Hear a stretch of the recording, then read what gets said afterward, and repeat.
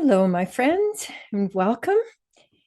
If this is your first time here, one of the things that we do in Loops and Scoops is give and receive attention, which may seem like a duh, but is really so much a basic nutrient that we often overlook. That giving and receiving attention is a gift that we can give to ourselves and to people that we meet during the day, and even people that we don't know, we can give our curious attention to them. And one of the things was occurring to me today is that when I say we're shifting attention, I want you to just tune into when I say you're going to give attention out and then you're going to give attention to yourself. I'd like you to just tune into what does that look like? If this were a shape that you could look at, what's the shape of it? So is it like a line that you throw out, or is it like a wall of water, or is it little dribbles, or what's the shape of that for you? Because my sense is that a lot of us don't realize that giving and receiving attention as you're practicing it can actually create a whole new framework, a whole new context that you can create around you, like a bubble of presence, that like a buoyant bubble of presence that you can carry around in the world. And so I'd like you to just tune into how are you currently, when I say, or someone says, give attention, most often people say, pay attention. So I know when someone says, pay attention, my attention gets narrowed, and I kind of get, oops, I did something wrong. But what if you were, so you can look at that and just to get a sense of that our attention can narrow and it can widen. And that's one of the skills that I've noticed as I've practiced over the years. My loop of awareness is now much more like a sphere of awareness. So I kind of open it outward and then I open it toward what's going on inside me. So what I wanted to let you know that as you're practicing, your loop of awareness will expand its dimensions and will expand uh, around you, inside you. And what I've noticed is that people are now responding to me. It's like I have a little aura around me that invites people to connect because I'm also letting my presence expand out around me, as I'm moving around in the world. So what I'd like you to do is to think of your what would be a more spherical or rounded way that you could toss your attention. For example, you could toss it like a balloon, and tossing the balloon out and then seeing where it goes. And that also gives you the whole randomness of life and the randomness of balloons, because our attention doesn't, move linearly. So you could try that. You could also try it as a, sometimes you've seen those bubbles that people, they'll stick a big wand in and they make these really big bubbles. So what if there were a really giant bubble of yours that would go out and it would kind of go poof when it lands out there in the world and sprinkle presence. And then you could be bringing that bubble back to you and letting it settle in. The other thing, there's a big research project that's just come out about the power of identifying body sensations. Very, very exciting. And I haven't read it yet, so I'll let you know more of the details. But what they're really talking about is the power of identifying our body sensations to change our mental state. So it changes our emotional, our presence, our mental state, and using the value of the body in a very specific way is very exciting because we've been focusing on body sensations for 40 years. So when you bring your bubble back to you, let it land on and open up any body sensations that are asking for your attention. So you're letting your parachute or your balloon, or your big sphere land out there, and then letting it come back and land in you letting yourself just notice what body sensations are asking for your attention. And the body sensations could be anywhere. And what you might also open up to is what body sensations have you not given attention to recently? Because often when we don't give our conscious attention to body sensations, the body sensations get louder until we get the message. And so I find it really valuable to just notice the little fluctuations of body sensations, something just emerging. But let yourself start with, when you come back to you, invite it to land on a body sensation that's been sort of in the background that you haven't noticed. And what we're talking about too with attention, I really call appreciation. And the kind of appreciation is sensitive awareness. So experiencing yourself as an evolving work of art, and you're letting yourself just notice, what in me would like that kind of attention? And then notice what happens when you land your appreciative attention on a body sensation. So what happens for me often is that the body sensation has a kind of melty. It sort of gets more fluid, more melty, and will often move around. So it'll wake up, oh, and now I'd like you to give attention to this. And so I have a little journey of just saying hello to body sensations. And so I want to invite you to do that. And you're noticing I'm giving most of the attention to what's going on in you, because mostly these days our attention is pulled outward. And so in our practice, I really want you to favor you and favor landing and following. That's a kind of a script or a roadmap that I think that you'll will allow your body sensations to open up, to kind of flower with the nourishment of your attention. And so as you're circulating your attention, here's one of the other things. This is for those of you who want to go, okay, now what's next? I've been doing this loop of awareness, and then what happens? And so here's one of the things that can happen is that you can be noticing out and noticing in, so that your loop becomes so present, it removes itself from time and goes into space.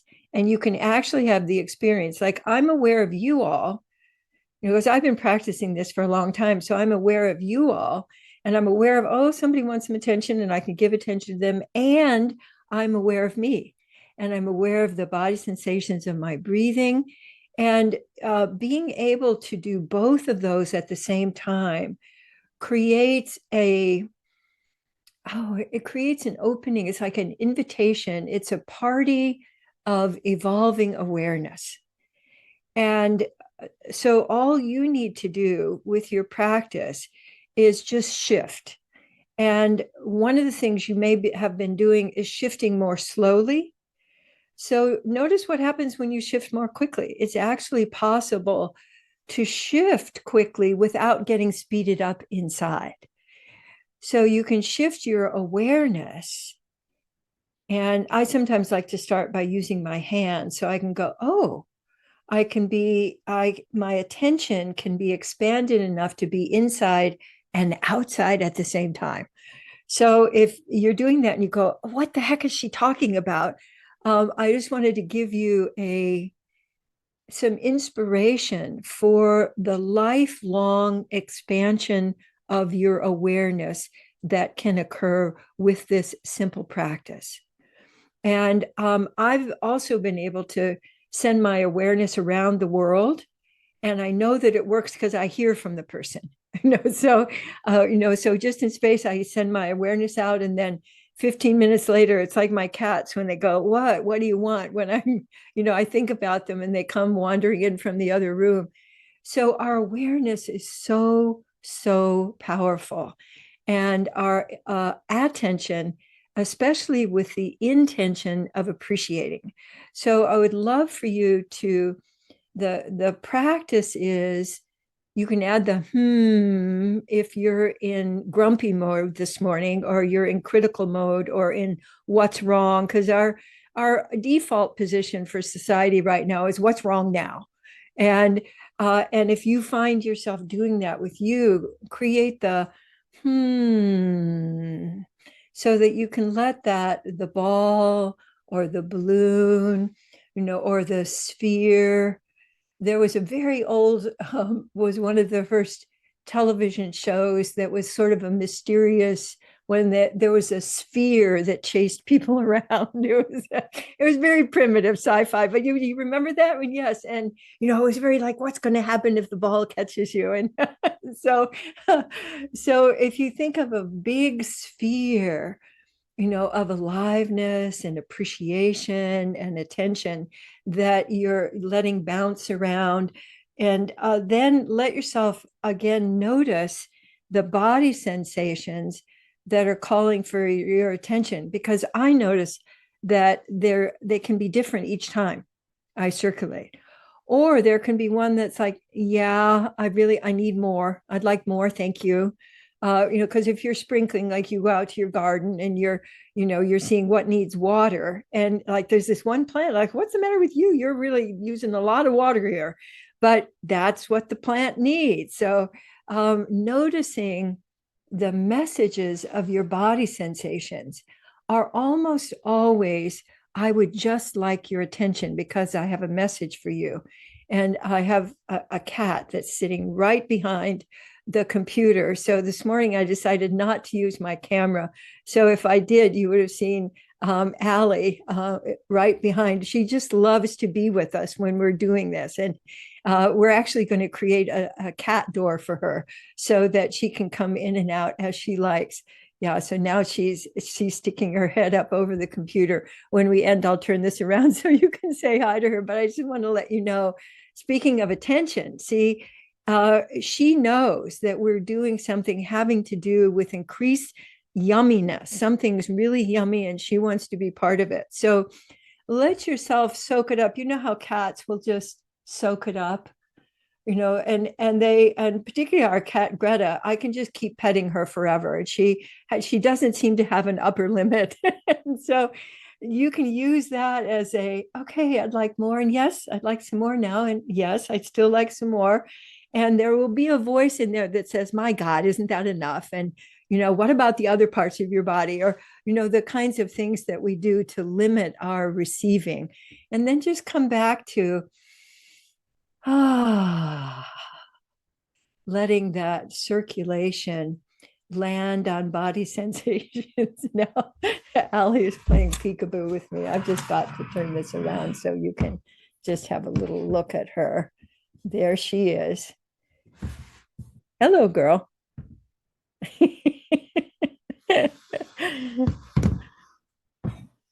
So I always know that when my cats want to be part of this, that something good is going on. So you may also notice, what are the signals for you that, I'm on the nourishment track. And, when you're getting those little winks from the universe. So the other thing I want to invite you to do with your, bouncing your attention, is to notice what happens when you soften and slow. Just soften and slow a little bit, because generally we use our attention, really like a time cop. And, got all these things calling for your attention, and also focusing out. But the speediness of our culture becomes invisible to us. And so I invite you to use this time to luxuriate, to let yourself spread out into space, to let yourself notice what happens when you get that nourishment of your own attention. And you slow it down. And so let yourself get a sense of what we would call your essence pace. What's your essence pace today? Maybe a little faster or a little slower than it usually is. The and it is kind of a loop of awareness because essence pace is moving at a pace that allows you to be aware of you and to be aware of others, to be aware of you and to be aware of others. And we're so polarized in terms of us versus them, and it's either you or it's me. And this is a both. This is a both kind of activity, that there's plenty of space for you and for me, and there's plenty of attention. And so notice if there's any part of your body that's arguing with that right now, and let yourself give some loving attention to that part of you. Like I got just a little bit of pulling underneath here, like, oh yeah, it's nobody ever gave me that kind of attention. It's from this little girl that was always waiting to be included.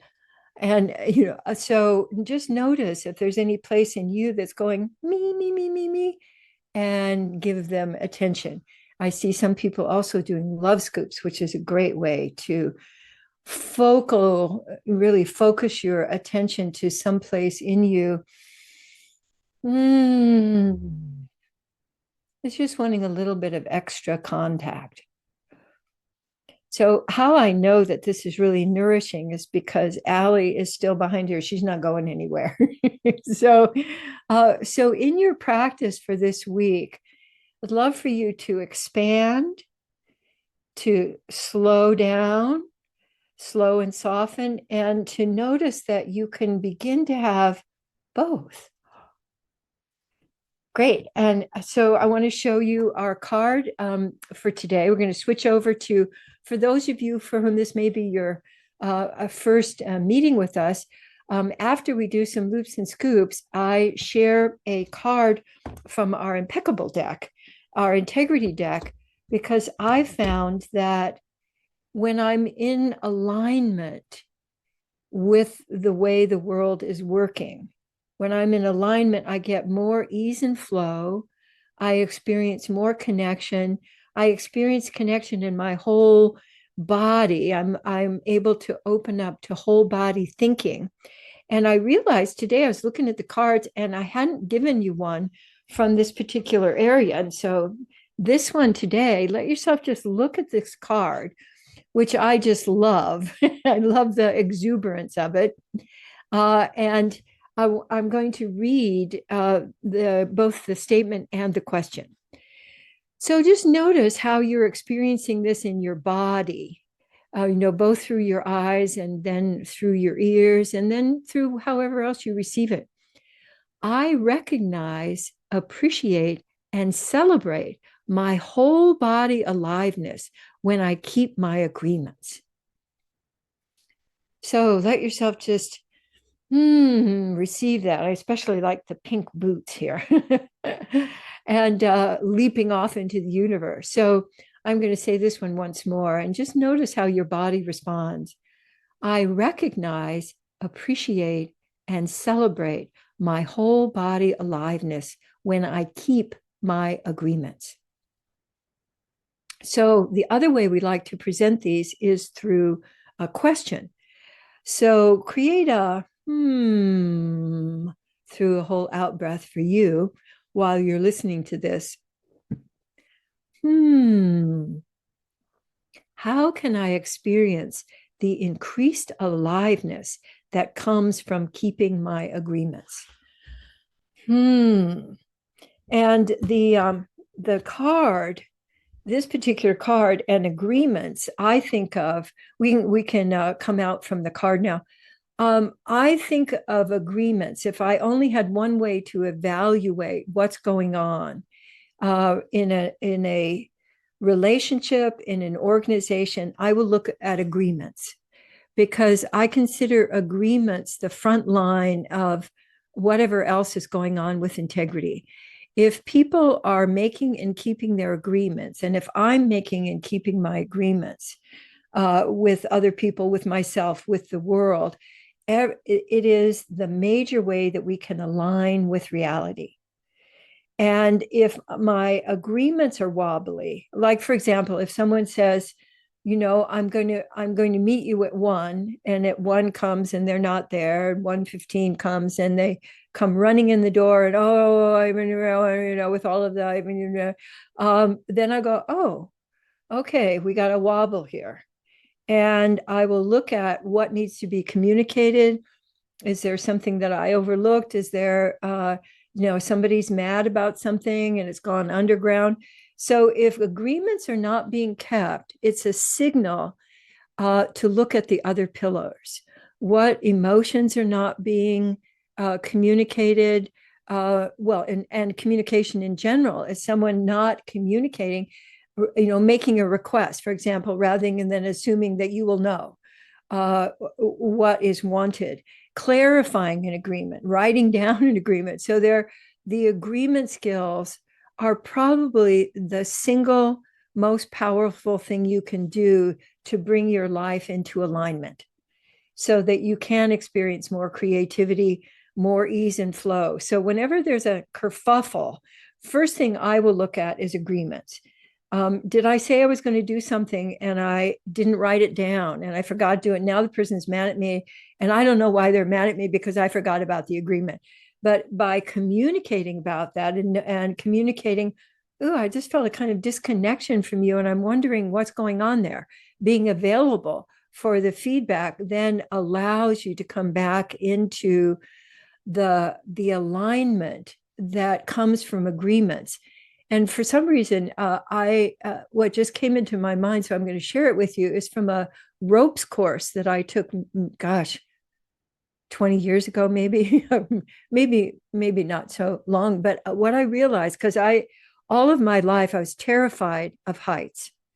And I would be like, for those of you who know Route 1 when you're going up Highway 1 in California and you're looking up over the cliffs. So if I were in the car, I would be leaning the other direction so that the car would not go over the cliff. I was really, really terrified of heights. And there was this moment, there were a couple of learning moments where I realized, so I was doing rappelling, and which I'd never done before. And so I was going to be about to go backwards over a cliff with a rope and climbing down. and and I had this moment of freeze. And then I realized I'm holding onto a rope and there's another person at the end of that rope. And when I focused on connecting with them, I was not afraid.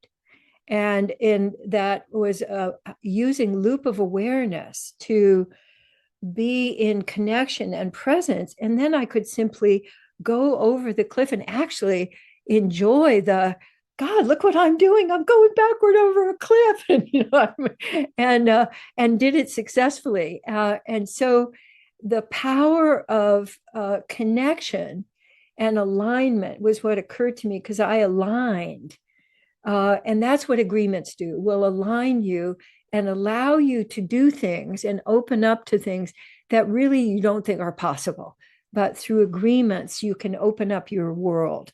And also we hadn't had any cards yet from agreements. And so I went, oh my goodness. So I wanted to offer that one to you today. So I'm thrilled to be able to do this with you, and I appreciate your presence very much.